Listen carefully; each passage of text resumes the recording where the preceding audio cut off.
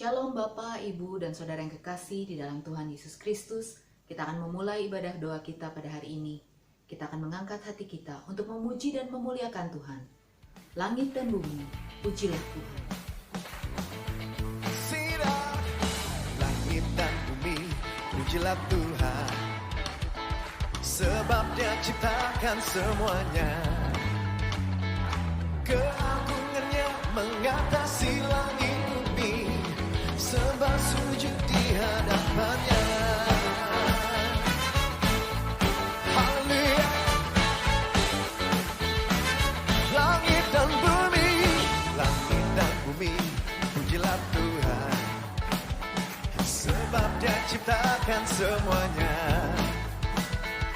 Keagungannya mengatasi langit bumi, sembah sujud di hadapannya. Ku puji, ku sembah, ku puji, ku sembah Yesus Kristus Sang Penebusku. Ku puji, ku sembah, ku puji, ku sembah Yesus Tuhan dan Rajaku. Yang bersukacita suarakan langit dan bumi, pujilah Tuhan, sebab Dia ciptakan semuanya. Keagungannya mengatasi langit bumi, sembah sujud di hadapannya. Ku puji, ku sembah, ku puji, ku sembah Yesus Kristus Sang Penebusku. Ku puji, ku sembah, ku puji, ku sembah Yesus Tuhan dan Rajaku. Ku puji, ku sembah, ku puji, ku sembah Yesus Kristus Sang Penebusku. Ku puji, ku sembah, ku puji, ku sembah Yesus Tuhan dan Rajaku.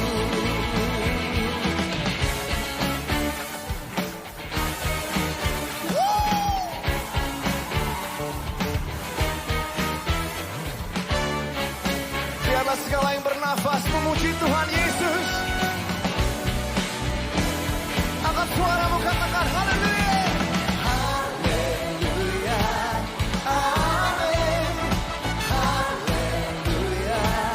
Amin. Haleluya. Amin. Haleluya.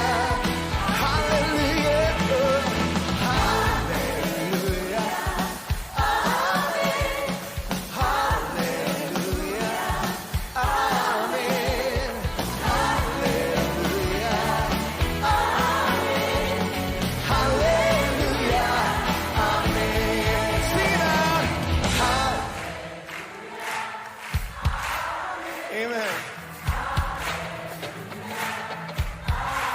Haleluya.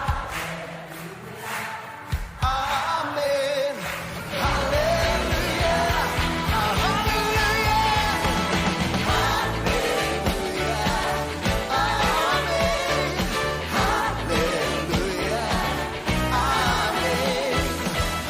Amin.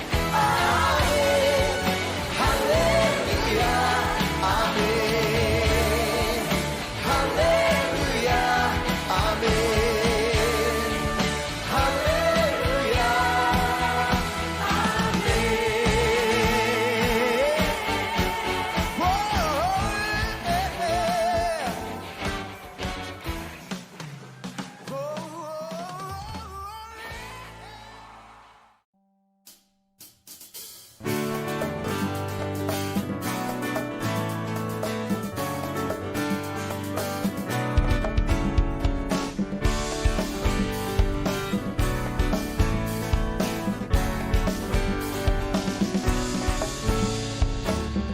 Kecaplah dan lihatlah betapa baiknya Tuhan itu.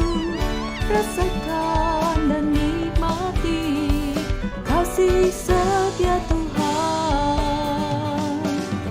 Kecaplah dan lihatlah betapa baiknya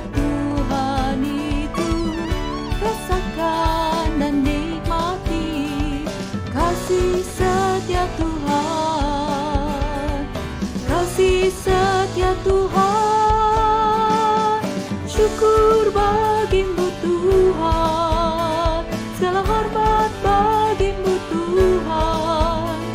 Allah yang mengasihiku, Allah yang memeliharaku.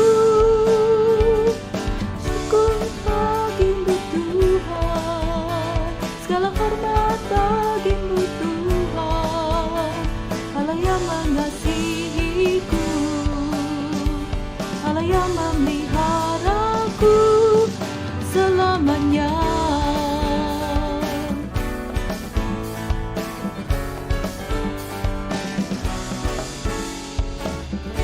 Kecaplah dan lihatlah betapa baiknya Tuhan itu. Rasakan dan nikmati kasih setia Tuhan. Kecaplah dan lihatlah betapa baiknya Tuhan itu. Rasakan dan nikmati kasih setia Tuhan. Kasih setia Tuhan. Syukur bagimu Tuhan, segala hormat bagimu Tuhan. Allah yang mengasihiku, Allah yang memeliharaku. Syukur bagimu Tuhan, segala hormat bagimu Tuhan. Allah yang mengasihiku, Allah yang memeliharaku selamanya.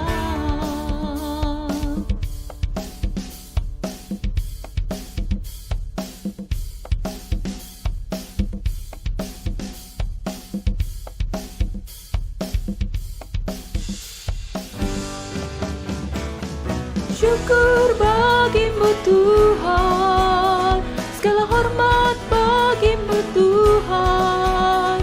Allah yang mengasihiku, Allah yang memeliharaku.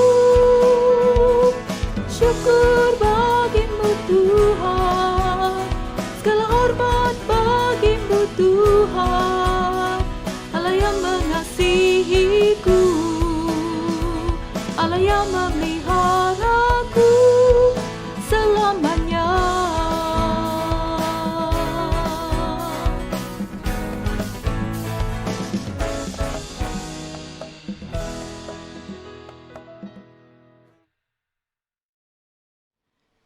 Di tengah pandemi COVID-19 yang menakutkan bagi banyak orang, situasi yang penuh dengan ketidakpastian, kadang-kadang bahaya datang tidak dapat kita duga. Persoalan datang silih berganti. Semuanya itu kadang-kadang menakutkan dan melumpuhkan kita. Hanya satu yang bisa kita perbuat, duduk diam di kaki Tuhan untuk mendapatkan kekuatannya, untuk mendapatkan pertolongannya. Mazmur pasal 46 ayat 10. Diamlah dan ketahuilah, akulah Allah. Lingkupiku dengan sayap.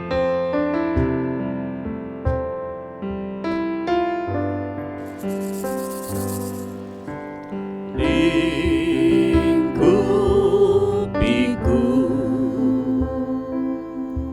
dengan sayapmu.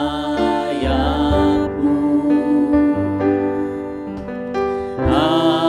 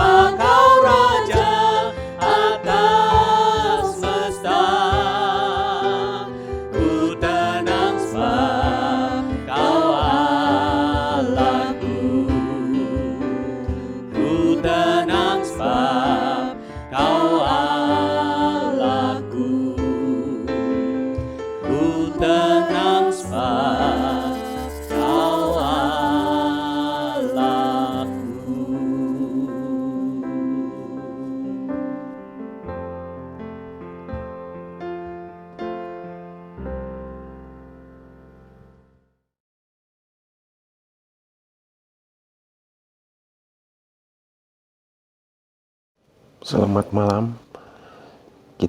Sebelum kita mulai, kita berdoa dulu. Tuhan Yesus, kami bersyukur kalau sore hari ini kami boleh sama-sama berkumpul, walaupun secara online. Kami mau berhenti sejenak dari kegiatan kami dan kami mau merenungkan bagian dari firman Tuhan. Biarlah Tuhan memimpin dan Tuhan memberi hikmat, juga membuka hati dan pikiran kami. Terima kasih Tuhan, biarlah kami boleh mengetahui hati Tuhan dan kami boleh bertindak seturut dengan petunjuk dan arahan Tuhan. Di dalam nama Tuhan Yesus kami berdoa. Amin. Kita akan membaca dari Mazmur pasal 110. Penobatan Raja Imam, Mazmur Daud. Demikianlah firman Tuhan kepada Tuanku. Duduklah di sebelah kananku sampai kubuat musuh-musuhmu menjadi tumpuan kakimu. Tongkat kekuatanmu akan diulurkan Tuhan dari Sion. Memerintahlah di antara musuhmu. Pada hari tentaramu, bangsamu merelakan diri untuk maju, dengan berhiaskan kekudusan. Dari kandungan fajar tampil bagimu keremajaanmu seperti embun. Tuhan telah bersumpah, dan ia tidak akan menyesal. Engkau adalah imam untuk selama-lamanya, menurut Melkisedek. Tuhan ada di sebelah kananmu. Ia meremukkan raja-raja pada hari murkanya. Ia menghukum bangsa-bangsa sehingga mayat-mayat bergelimpangan. Ia meremukkan orang-orang yang menjadi kepala di negeri luas. Dari sungai di tepi jalan ia minum. Oleh sebab itu ia mengangkat kepala. Amin. Kita melihat dari Mazmur pasal 110 ini, Mazmur yang tidak terlalu panjang, hanya 7 ayat, tapi rupanya merupakan salah satu Mazmur yang dianggap paling sulit dan paling rumit. Tapi dalam mempelajari ini ternyata terkandung berkat yang begitu besar. Kita melihat bahwa ternyata Mazmur 110 ini merupakan Mazmur yang paling banyak dikutip di Perjanjian Baru. Bahkan kitab Ibrani di Perjanjian Baru itu dibangun berdasarkan Mazmur 110 ini. Dan banyak tempat lain di Perjanjian Baru mengutip dari Mazmur pasal 110 ini. Terutama yang khusus ada di Matius pasal 22. Saya mencoba melihat dari Mazmur 22 ayat 41 sampai 46. Hubungan antara Yesus dan Daud. Ketika orang-orang Farisi sedang berkumpul, Yesus bertanya kepada mereka, katanya, "Apakah pendapatmu tentang Mesias? Anak siapakah dia?" Kata mereka kepadanya, "Anak Daud." Katanya kepada mereka, "Jika demikian, bagaimanakah Daud oleh pimpinan roh dapat menyebut dia tuannya ketika ia berkata, 'Tuhan telah berfirman kepada Tuanku, duduklah di sebelah kananku, sampai musuh-musuhmu kutaruh di bawah kakimu.' Jadi jika Daud menyebut dia tuannya, bagaimana mungkin ia anaknya pula? Tidak ada seorang pun yang dapat menjawabnya, dan sejak hari itu tidak ada seorang pun juga yang berani menanyakan sesuatu kepadanya." Matius ini menarik karena yang berkata di sini adalah Yesus sendiri ketika dia ditanyai oleh orang-orang Farisi. Dan konteksnya adalah di sini Yesus sedang menunjukkan posisinya bahwa dia adalah keturunan Daud, tapi sekaligus juga dia lebih tinggi daripada Daud. Dan di sini dia menunjukkan dirinya sebagai juru selamat atau Mesias. Karena itu Mazmur 110 sering disebut sebagai Messianic Psalm atau Mazmur tentang juru selamat. Terutama di ayat 44 itu jelas Tuhan Yesus mengutip dari Mazmur 110 itu, Tuhan telah berfirman kepada Tuanku, duduklah di sebelah kananku. Kalau ngelihat di Mazmur pasal 110 tadi, di situ diterangkan bahwa itu adalah Mazmur Daud. Maksudnya Mazmur itu ditulis oleh Daud. Tapi pada waktu itu Mazmur 110 itu digunakan untuk apa? Dari beberapa penafsiran yang saya pelajari, Mazmur 100 itu yang paling cocok itu dipakai pada penahbisan Raja Salomo. Kenapa demikian? Karena Mazmur ini pertama ditulis oleh Daud, berarti sebelum Daud Mazmur ini tidak pernah digunakan. Jadi tidak mungkin dipakai sebelumnya. Mazmur ini ditulis oleh Daud. Kemudian Mazmur ini berbicara tentang raja dan imam. Dan kalau melihat keseluruhan isi dari Mazmur pasal 110, Salomo sangat cocok karena pada waktu itu Israel di bawah pimpinan Salomo menduduki kerajaan yang sangat kuat.